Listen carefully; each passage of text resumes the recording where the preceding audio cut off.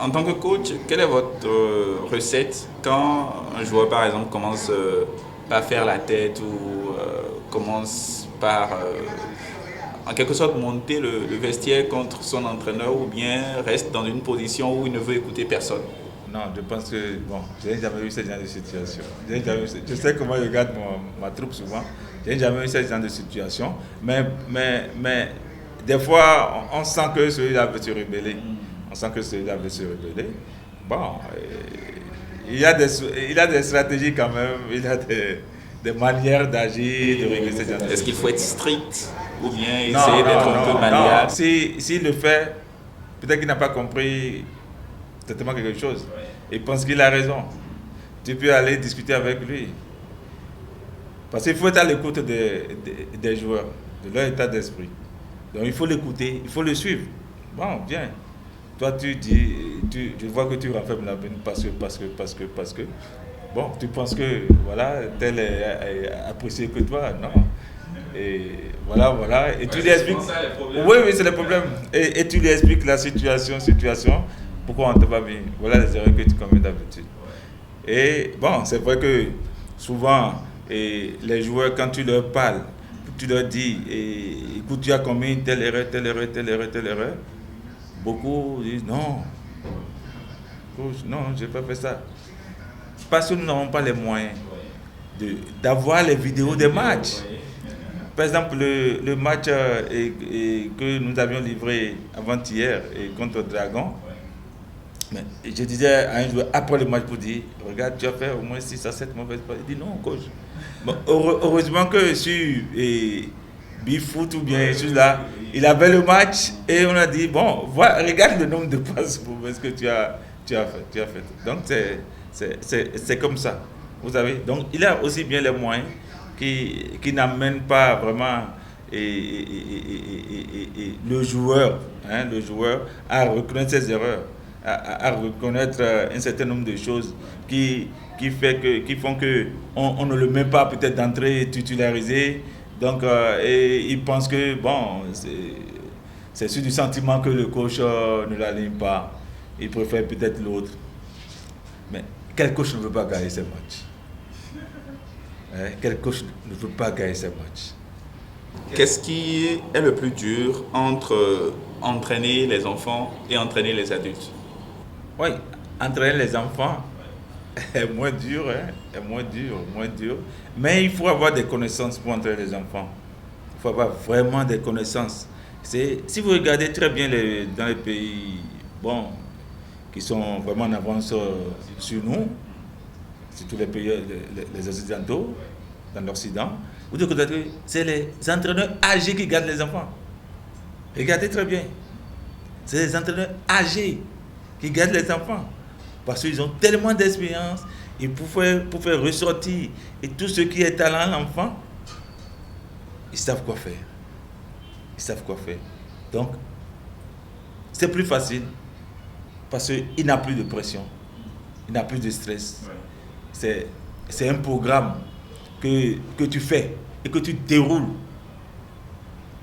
Tu peux revenir sur des situations.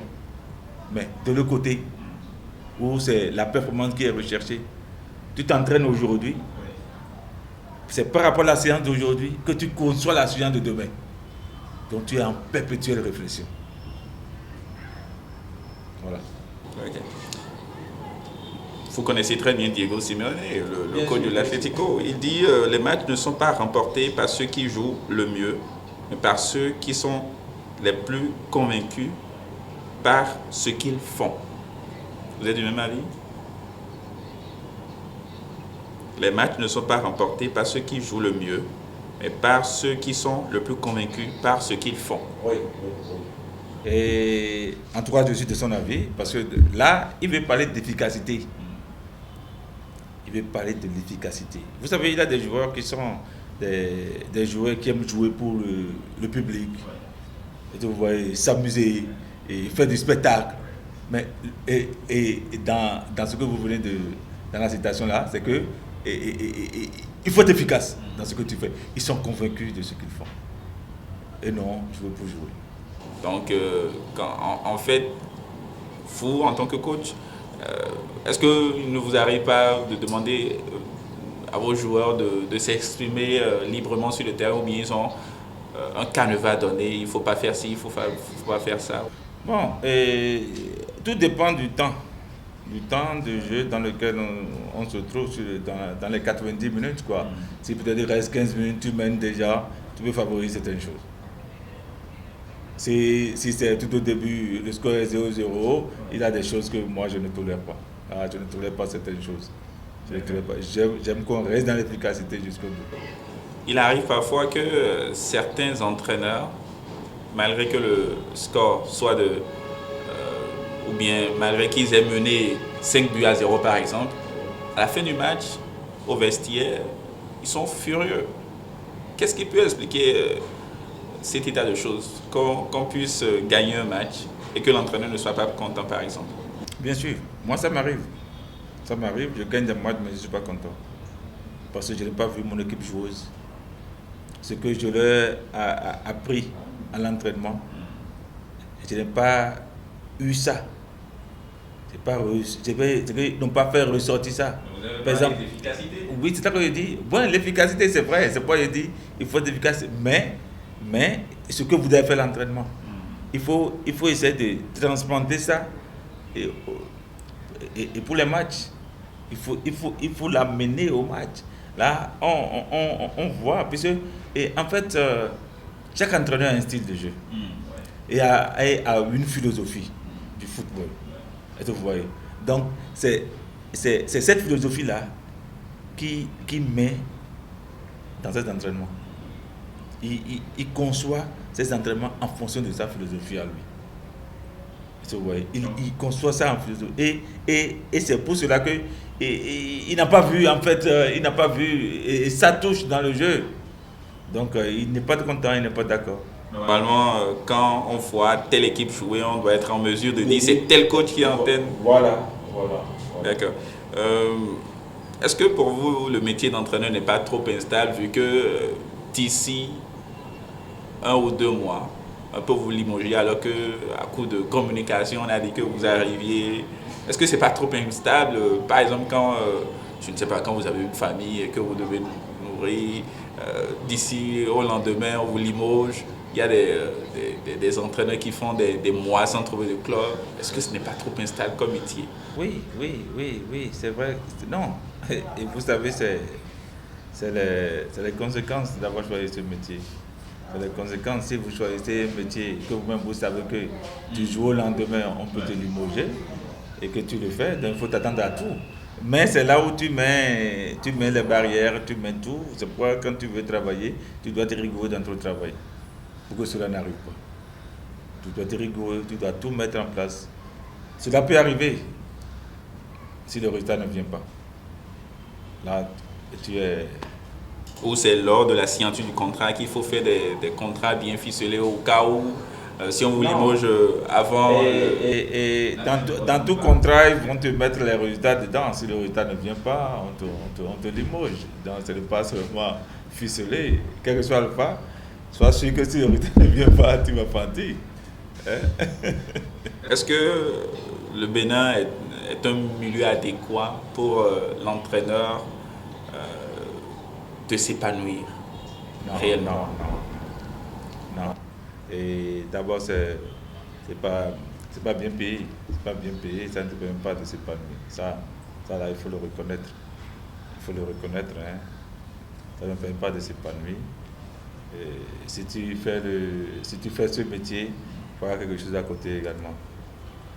Est-ce que vous êtes déjà arrivé que vous enchaîniez 4 ou 5 matchs d'affilée de défaites, ou bien de défaites par exemple? Et si oui, comment l'équipe se relève après d'un tel traumatisme? Oui, et ça m'est arrivé l'année passée. Et ça n'a pas été du tout facile. Hein. J'ai eu 6 défaites d'affilée. Et vraiment, et j'avais, disons, les ressources humaines qu'il faut. Vous voyez, donc, comme vous l'avez dit, j'ai attaqué le facteur mental, et c'est par là que je me suis en sorti.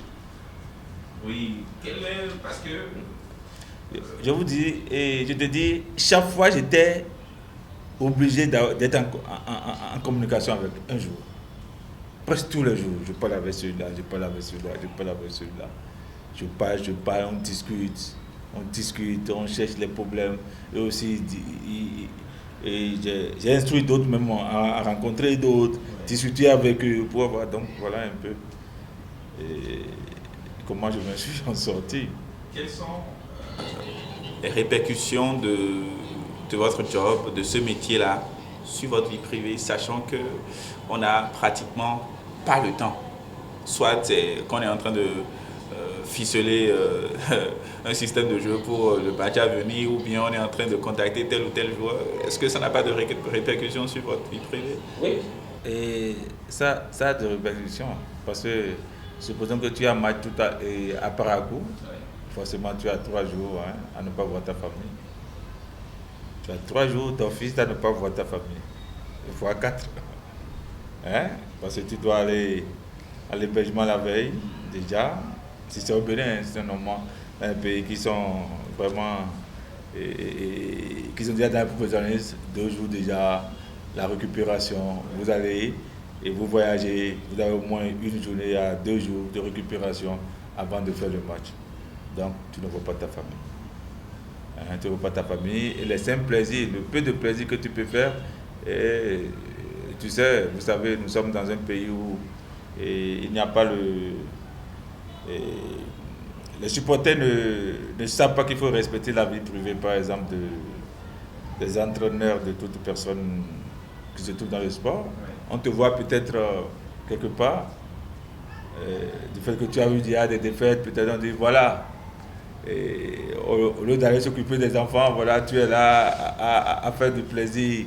Et vous voyez, donc c'est tant de choses. Et vous savez, c'est surtout les grands clubs qui ont assez de supporters. Et c'est parmi ceux-là qu'on trouve vraiment des gens comme ça. Ils ne savent pas, ils ne respectent rien. Et pour faire un certain plaisir, tu vas te poser des questions pour dire, mais est-ce que je peux aller à tel endroit? C'est que forcément, il y a déjà des endroits qui te sont interdits. Parce que déjà, vous êtes une personnalité publique. Une personnalité publique, donc tu ne peux plus aller à des endroits donnés. Comment vous jugez aujourd'hui le niveau des entraîneurs au plan local?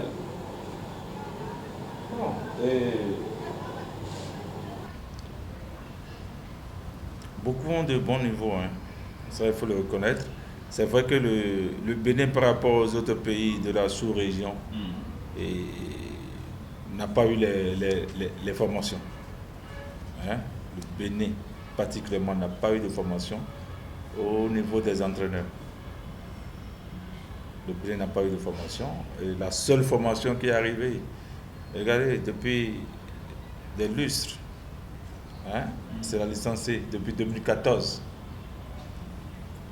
Depuis 2014, c'est la seule fois où c'est arrivé. Et depuis, ce n'est plus là. Si bien que ce n'est pas que les entraîneurs n'ont pas le niveau. Ils ont le niveau, mais ils doivent être accompagnés par les formations.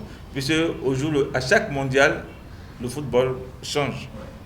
Et vous voyez, change et tout le monde commence par jouer par rapport à l'équipe championne. On voit la philosophie de l'équipe championne, et c'est comme ça que les séances d'entraînement sont retracées presque dans tous les clubs. Puis c'est le meilleur entraîneur. Donc on suit sa philosophie.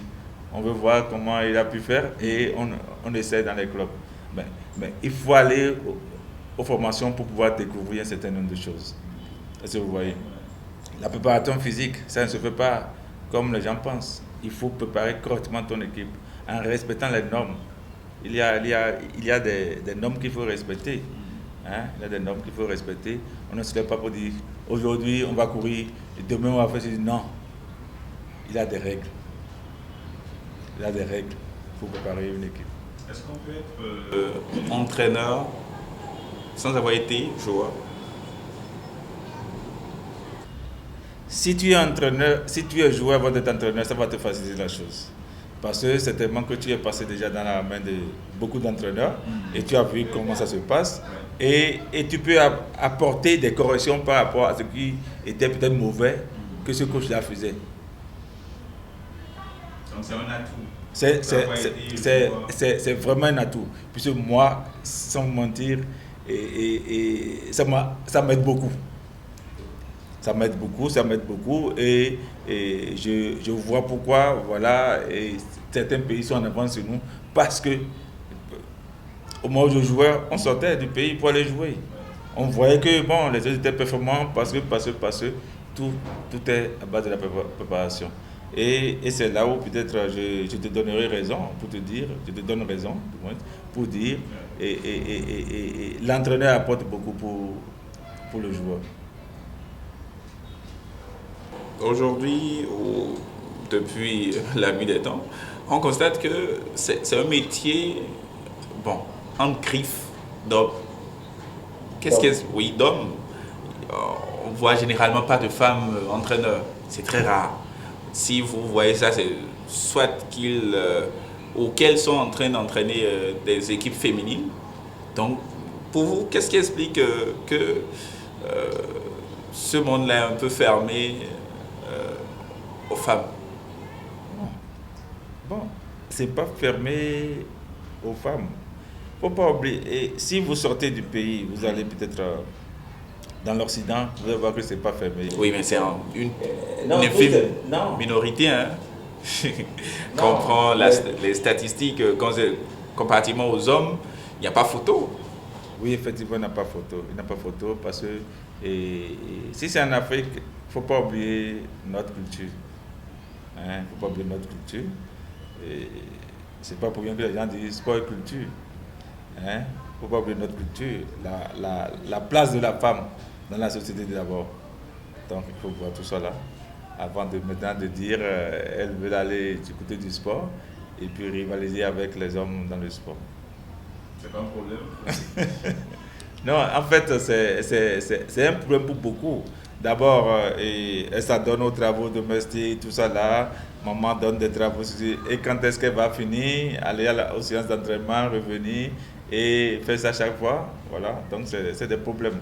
C'est des réalités auxquelles le Bénin ne s'y adapte pas encore trop. Ne s'y adapte pas encore trop. Et je pense que, tel que je l'ai dit tantôt, notre culture vraiment influence les femmes à aller vraiment vers le foot. Vers le foot. Vous côtoyez les joueurs tout le temps. Est-ce que, selon vous, est-ce qu'ils sont mis dans de bonnes conditions pour espérer une performance d'eux? Est-ce qu'il y a... Parce qu'on exige des joueurs qu'ils puissent par exemple marquer des buts, qu'ils puissent faire ci, qu'ils puissent faire ça. Est-ce que ils sont réellement mis dans de bonnes conditions pour qu'on espère des performances à ce niveau-là? Bon, je pense que tu veux parler du cas du Bénin. Oui. Bon, en fait, marquer des buts, vous savez, ça on a moins de buts qui marquent aujourd'hui des buts. Voilà, donc ça veut dire que c'est un problème de formation, ce n'est pas seulement les conditions. C'est un problème de formation, et la formation est la base. Et c'est là où on doit retourner un peu à la base, à la formation. On doit retourner à la formation de base et donner les rudiments, les b.a.-ba, les fondamentaux nécessaires aux enfants. 8 ans, 9 ans, 10 ans, 11 ans, 12 ans, 13 ans. La formation, elle est très importante pour qu'on puisse avoir vraiment dans notre boîte des buteurs. Sinon, on n'en aura pas, on n'aura rien que des étrangers. Vous aurez quelque chose à dire à ceux-là qui sont en train de visualiser cet entretien, à ces nouveaux coachs-là, ou bien à ces jeunes-là qui envisagent de faire carrière dans ce métier-là, qu'est-ce que vous aurez à leur dire? Bon, s'ils sont intéressés, surtout je vais m'adresser à la couche des gens qui ont joué et qui sont dans une tranche d'âge où ils ne peuvent plus continuer à faire le foot. Du fait qu'ils ont déjà joué, donc aller faire des formations pour qu'il y ait reconversion. Là, ils peuvent aller vers le métier d'entraîneur. Ça va beaucoup les aider, ça va leur faciliter la tâche.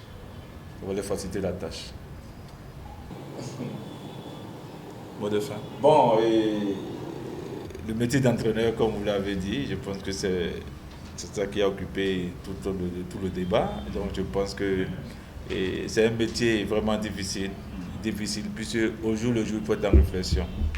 Au jour le jour, il faut être en réflexion. Et